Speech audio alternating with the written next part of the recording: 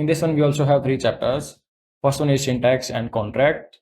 Then we will see our Java 8 plus features. Okay. Then we will see abstract versus interface. First one, syntax and contract. An interface is a reference type in Java that declares a set of abstract methods a class agrees to implement. It specifies what a type must be able to do without saying anything about how it does it. A class commits to this contract by using the implements keyword. Interfaces are the primary tool for loose coupling in Java, and two unrelated classes can share a common interface without being part of the same inheritance hierarchy, and a single class can implement any number of interfaces to take on multiple roles in a system. Okay, now you might be confused that what's the actual difference between abstract classes and interfaces, right? We will see. Okay, so in this topic, we will see what interfaces are and why they exist, and how to create and implement interfaces. Okay, we will see multiple interface implementations, and we will also see the actual difference between extends and implements. Okay, and in last, we will see when to use interfaces. First thing is declaring an interface. We have to use interface keyword. By default, every method in an interface is implicitly public and abstract. Okay, before Java 8, you do not need to write those modifiers. Every variable is implicitly public, static, and final. Variables in interfaces are constants, not instance fields. That means interfaces don't support mutable state like our abstract classes do. All right. So let's say we have interface playable, and if we declare any constant int max volume equals to 100, then this one is implicitly public, static, and final. Okay, and we can define some abstract methods. Also, if you have noticed that interface is a reference type, that means we can provide reference to an interface playable on our stack. Okay, and on heap we have objects. Okay, and we can create objects from classes only. That means our class must implement this interface. Okay, but we can provide reference to this interface. An interface cannot have instance fields, constructors, or instance initializer blocks. It has no state of its own. It is a pure contract. So this one is the actual difference between abstract classes and interface. Okay, but interface can have default methods, we will cover, and also interface can have static methods as well. Okay, so we will cover those in our this topic. So let's see. In this one, what we can do is we can remove all these things, and here we can define our interface, and that will be interface. We have to use interface keyword. Okay, not class. And after that, we can define label.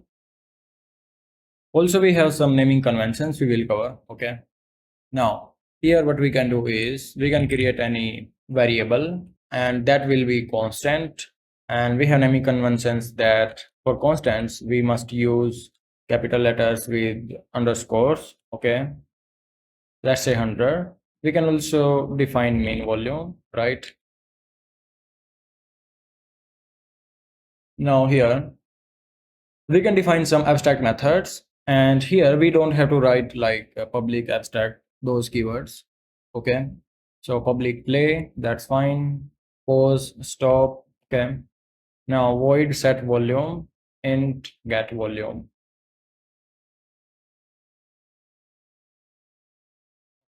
So here our all variables are automatically public, static, and final. Okay, that means they are constants, and our all methods are automatically public and abstract. That means we don't have to define their bodies. We can only define only signatures. Okay, we can define any number of arguments. That's fine. And we have one naming conventions that interface names often end with able, like here able. Okay, playable, and we have one popular interface runnable. Okay, also another comparable. to describe some capability, right? That if we implement this interface, we will get this kind of capability. Now, our power of interface is that now the power of interface is that it defines what must be done, like these methods, without caring who does it or how they do it. Okay. So our displayable interface could be implemented by our another class, let's say music player, video player. Okay. So all completely different classes, but all will be capable of play, pause, okay, stop and set volume. Now let's see how can we implement this contract in our class.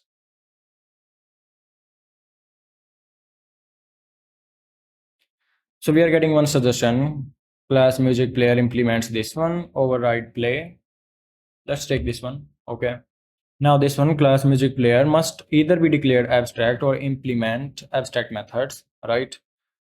So here what we can do is we can declare this class abstract. That means we cannot create instances of this class directly. Okay. We have to extend this one and we have to implement the rest of these methods. Okay. So let's see first that what can we do is extends music player, pause, and we can provide another implementation. Stop. We have one more that is set volume. Now we can create instances of this CD player, right? You can see here. Okay, so this one is good suggestion. Now set volume, set volume. Okay, music player. We will see this syntax later. For now, we are good. So this is how we can implement our contract. So this is the way that we can also implement our interface through one abstract class. That's also fine. And here we can provide one implementation of one abstract method, right? But whoever will extend this one have to provide the remaining implementation. Okay.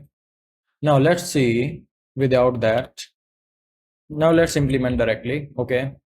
Class music player implements label and we have one more set volume. I guess we are good now. Now, additionally, this is one concrete class, right? So we can define here some additional fields. That's also fine. So let's define one private int volume. Okay, let's take this one. Boolean is playing. Okay, that's also fine. Is paused. We can skip this. Now we can define here one constructor. Music player, this dot volume equals to, okay, that's fine. And this will be our default volume. Okay. And now in play, what we can do is we can implement this one. Music is already playing, return. Then else what we can do is playing equals to true. Okay. Same goes for pause, same for stop. So you can do some implementations. We are getting suggestions from IDE, so we are moving fast. I guess we don't have to write manually, right? And if you want in pause, just do this one and IntelliJ will do automatically.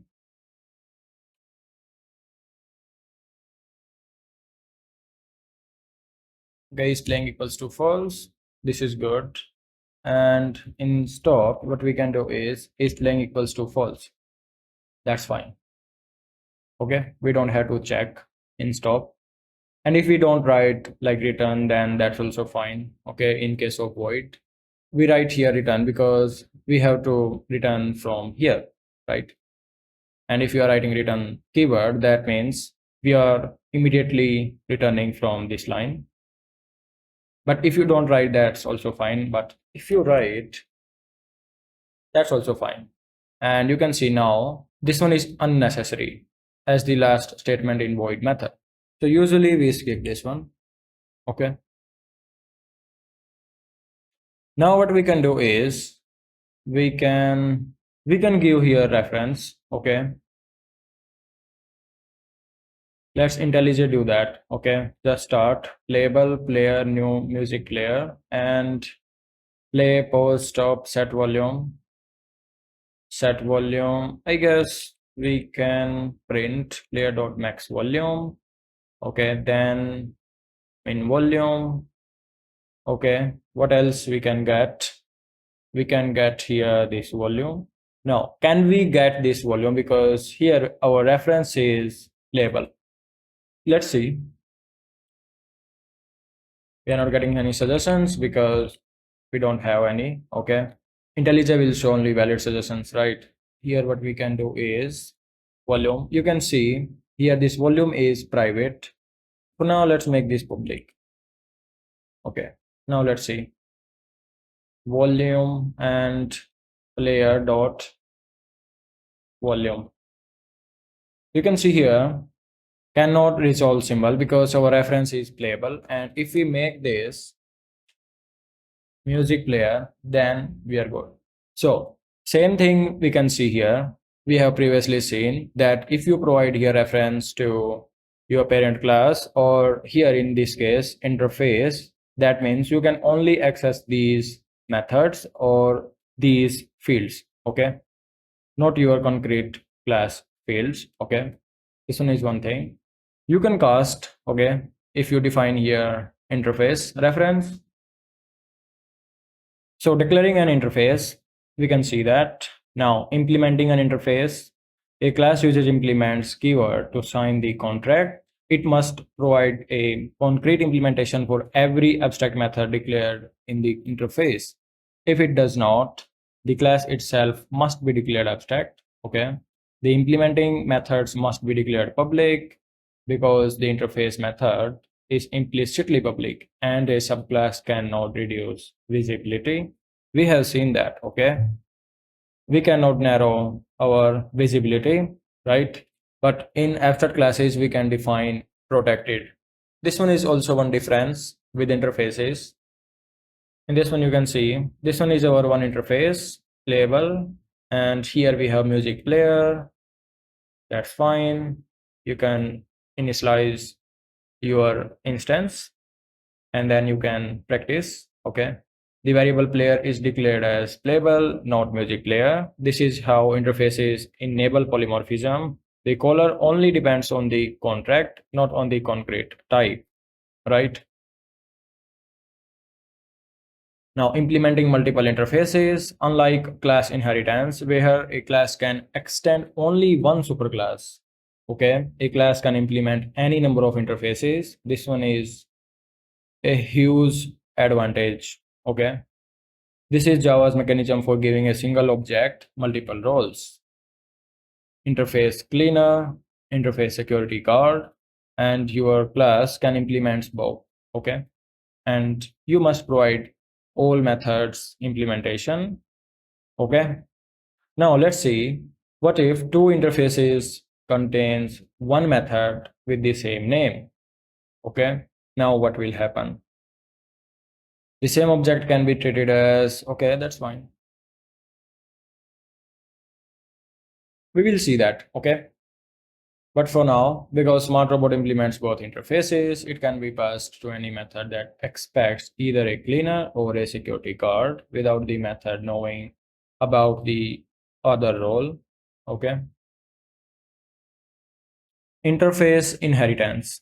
An interface can extend one or more other interfaces using the extends keyword. The child interface inherits all abstract methods from its parents, and any class that implements the child must implement every inherited method as well. So, if you are defining one interface and you want to implement another interface, then like in that interface, here you can see this is one interface, this is another, and we have this interface read writable. Okay, that extend multiple interfaces. Then here you can use extends keyword and you can implement both interfaces, and you can also define here your own abstract method. Now any class that implements this one will also have to provide implementations for these two methods as well. Okay, you can see here Now, a class that implements this one commits to implementing this, and plus as well, all three. Okay. Why interfaces matter? Total abstraction separates the specification of what a type does from how it does it. So in interfaces, we only define the method signature, right? And whoever implements this one can implement in any way, right? So interfaces don't care. They only care that you must provide its implementation, and that can be anything, right? Interfaces don't care how you are doing that. Loose coupling. Callers depend on the interface, not a specific implementation. Swapping implementations requires no changes to the caller. Multiple inheritance of type. A class can implement any number of interfaces, allowing a single object to play multiple roles. API stability, right? Interface versus abstract class.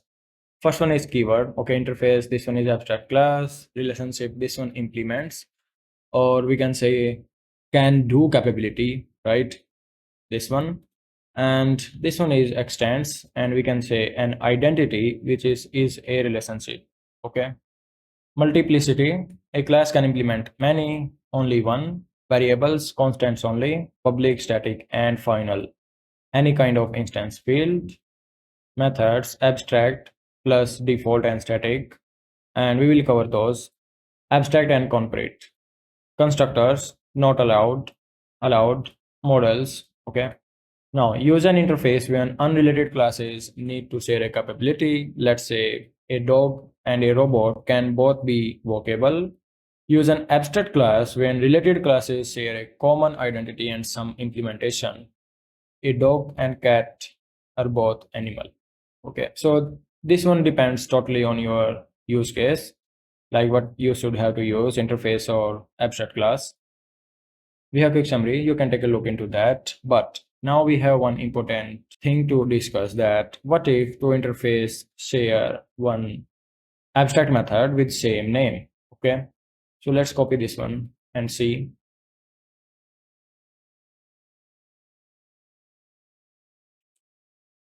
Paste here and also remove this one. Now here you can see we can create one more void. So here we can define another method with same name, but we can change parameters. Okay, we have to change. We can do here basically method overloading, and we know the rules of overloading, right? We can change parameter types as well, but what we can do is string file name. We can also define here void read string file name. Now you can see here that we added one more, right? And here we have to provide file handler must either be declared abstract or provide an implementation for our this abstract method, right? So let's see what IntelliJ will show. Override, read. So that's fine because these two are exactly same. That means we don't care. We can only provide one implementation. Okay, it doesn't matter. All right. In case just you might be confused or wanted to know. Okay, now we can move forward with our next chapter, which is Java 8 plus features. Okay, we will see here static and default methods.